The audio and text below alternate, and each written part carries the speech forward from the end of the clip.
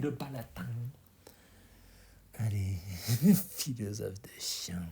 Allez, pélitre de pédant. Allez, cuistre piapé. Comment marrant que vous êtes! Le philosophe se jette sur eux et tous trois le chassent de coups et sortent en se battant. Monsieur Jourdain. Monsieur le philosophe. Dans philosophie. Infâme, coquin, insolent. Monsieur le philosophe. La peste. Monsieur. Oh putain. Monsieur le philosophe. Diantre, soit de l'anapathie. Monsieur. Scélérat. Monsieur le philosophe. Au diable l'impertinent. Messieurs. Fripon, gueux, traître, imposteur. Ils sortent. Monsieur le philosophe. Messieurs. Monsieur le philosophe. Monsieur le philosophe. Oh, battez-vous tant qu'il vous plaira. Je n'y saurais que faire et je n'irai pas gâter ma robe pour vous séparer. Je serais bien fou de m'aller fourrer parmi eux pour recevoir quelques coups qui me feraient mal. Scène 4. Maître de philosophie. Monsieur Jourdain. Venons à notre leçon. Ah monsieur, je suis fâché des coups qu'ils vous ont donnés. Cela n'est rien. Un philosophe sait recevoir comme il faut les choses. Et je vais composer contre eux une satire du style de Juvénal qui les tirera de la belle façon. Laissons cela. Que voulez-vous apprendre? Tout ce que je pourrais, car j'ai toutes les envies du monde d'être savant et j'enrage, que mon père et ma mère ne m'aient pas fait bien étudier dans toutes les sciences quand j'étais jeune. Ce sentiment est raisonnable. Nam sine doctrina vita et quasi mortis imago. Vous entendez cela et vous savez le latin sans doute. Oui, mais faites comme si je ne le savais. Expliquez-moi ce que cela veut dire. Cela veut dire que sans la science, la vie est presque une image de la mort. Ce latin a raison. N'avez-vous point quelques principes, quelques commencements des sciences? Oh oui, je sais lire et écrire. Par où vous plaît-il que nous commencions? Voulez-vous que j'apprenne la logique? Qu'est-ce que c'est que cette logique? C'est elle qui enseigne les 3 opérations de l'esprit. Qui sont-elles, ces 3 opérations de l'esprit? La première, la seconde et la troisième. La première est de bien concevoir par le moyen des universaux. La seconde, de bien juger par le moyen des catégories.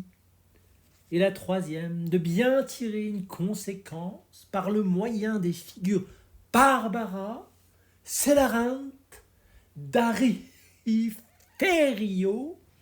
Baralepton, etc. Voilà des mots qui sont trop rébarbatifs. Cette logique-là ne me revient point. Apprenez autre chose, qui soit plus jolie. Voulez-vous apprendre la morale? La morale?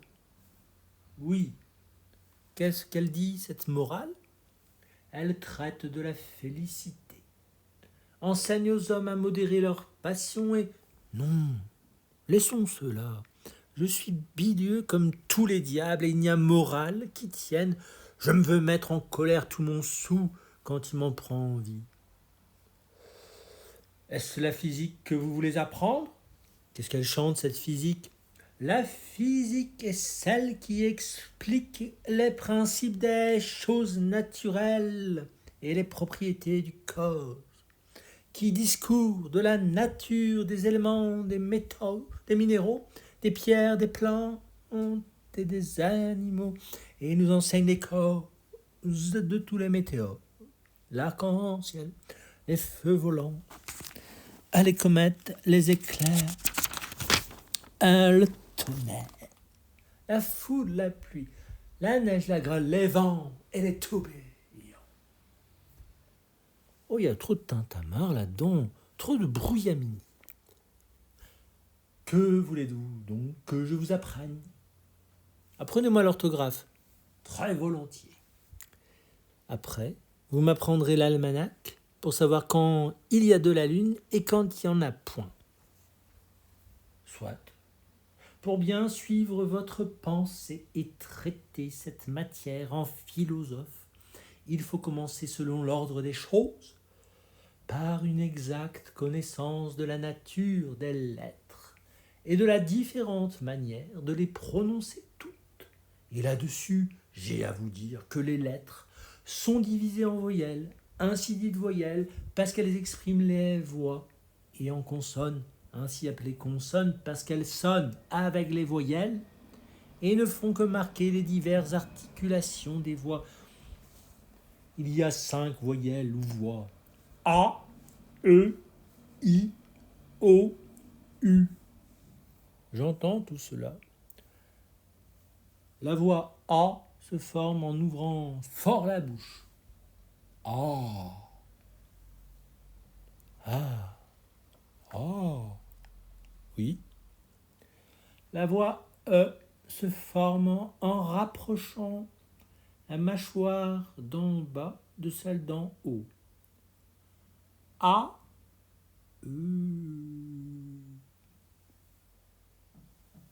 A.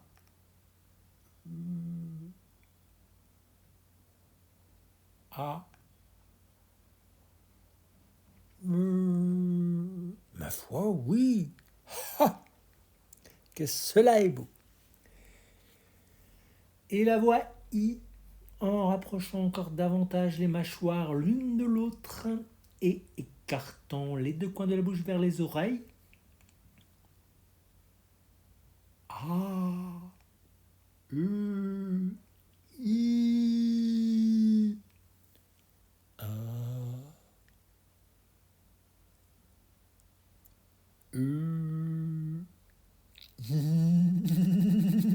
Est-ce que cela est vrai? Vive la science!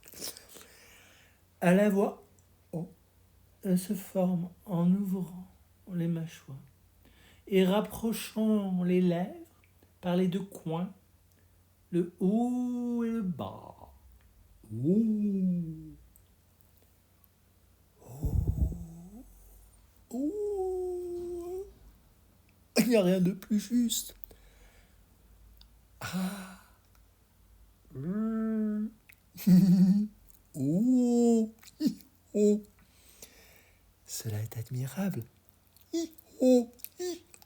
Oh. L'ouverture de la bouche fait justement comme un petit rond qui représente un ou.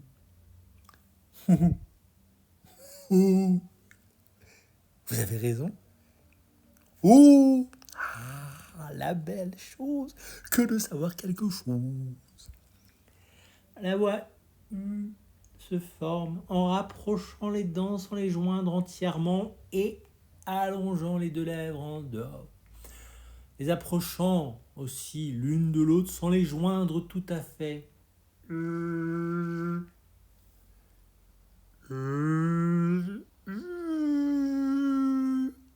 n'y a rien de plus véritable.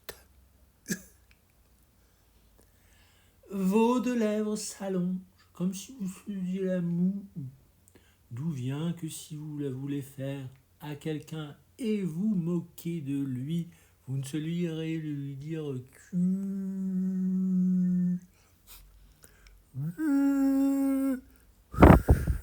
Cela est vrai. Ah, que n'ai-je étudié plus tôt pour savoir tout cela? Demain, nous verrons les autres lettres, qui sont les consonnes. Est-ce qu'il y a des choses aussi curieuses qu'à celle-ci? Sans doute, la consonne D, par exemple, se prononce en donnant du bout de la langue au-dessus des dents d'en haut. Da. Oui, ah, la belle chose, les belles choses. En appuyant les dents d'en haut sur la lèvre de dessous.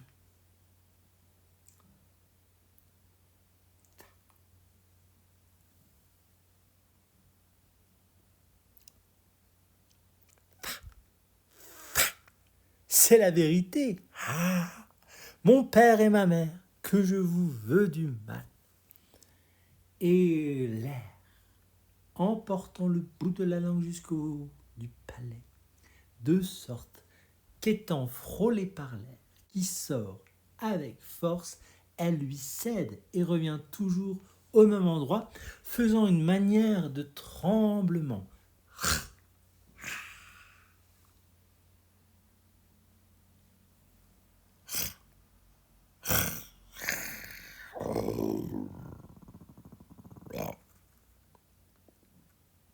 Cela est vrai, l'habile homme que vous êtes, et que j'ai perdu du temps. Je vous expliquerai à fond toutes ces curiosités. Je vous en prie. Au reste, il faut que je vous fasse une confidence.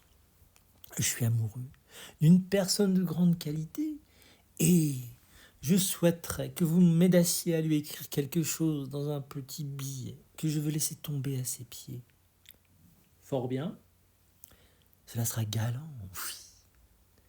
Sans doute. Sont des vers que vous lui voulez écrire? Non, non, point de vers. Vous ne voulez que de la prose? Non, je veux ni prose ni vers. Il faut bien que ce soit l'un ou l'autre. Pourquoi? Par la raison, monsieur, qu'il n'y a pour s'exprimer que la prose ou les vers. Il n'y a que la prose ou les vers. Non, monsieur. Tout ce qui n'est point prose est vers. Et tout ce qui n'est point vers est prose. Et comme l'on parle, qu'est-ce que c'est donc que cela? De la prose. Quoi? Quand je dis « Nicole, apportez-moi 8 pantoufles et me donnez mon bonnet de nuit », c'est de la prose. Oui, monsieur. Par ma foi, il y a plus de 40 ans que je dis de la prose, sans que j'en suce rien. Et je vous suis le plus obligé du monde de m'avoir appris cela. Je voudrais donc lui mettre dans un billet « Belle marquise, vos beaux yeux me font mourir d'amour ». Mais je voudrais que cela fût mis d'une manière galante, que cela fût tourné gentiment. Maître, que les feux de ses yeux réduisent votre cœur en cendres, que vous souffrez nuit et jour pour elle les violences d'un... Non, non, non, je ne veux point tout cela. Je ne veux que ce que je vous ai dit. Belle marquise, vos beaux yeux me font mourir d'amour. Oh, il faut bien étendre un peu la chose. Non, vous dis-je, je ne veux que ces seules paroles-là dans le billet, mais tournées à la mode, bien arrangées, comme il faut. Je vous prie de me dire un peu pour voir les diverses manières dont on les peut mettre. On les peut mettre, premièrement, comme vous avez dit, « Belle marquise, vos beaux yeux me font mourir d'amour ». Ou bien, « D'amour mourir me font, belle marquise, vos beaux yeux ». Ou bien, « Vos yeux beaux d'amour me font, belle marquise, mourir ». Ou bien, « Mourir vos beaux yeux, belle marquise, d'amour me font ». Ou bien, « Me font vos yeux beaux mourir, belle marquise d'amour ». Mais de toutes ces façons-là, laquelle est la meilleure? Ah, celle que vous avez dite. Belle marquise, vos beaux yeux me font mourir d'amour. Cependant, je n'ai point étudié et j'ai fait tout cela du premier coup. Je vous remercie de tout mon cœur et vous prie de venir demain de bonne heure. Je n'y manquerai pas. Comment? Mon habit n'est pas encore arrivé. Non, monsieur. Ce maudit tailleur me fait bien attendre pour un jour où j'ai tant d'affaires. Genre, que la fière Cartane puisse serrer bien fort le bout de tailleur. Oh, le tailleur. La peste étouffe le tailleur. Si je le tenais maintenant, ce tailleur détestable, ce chien de tailleur, ce traître de tailleur.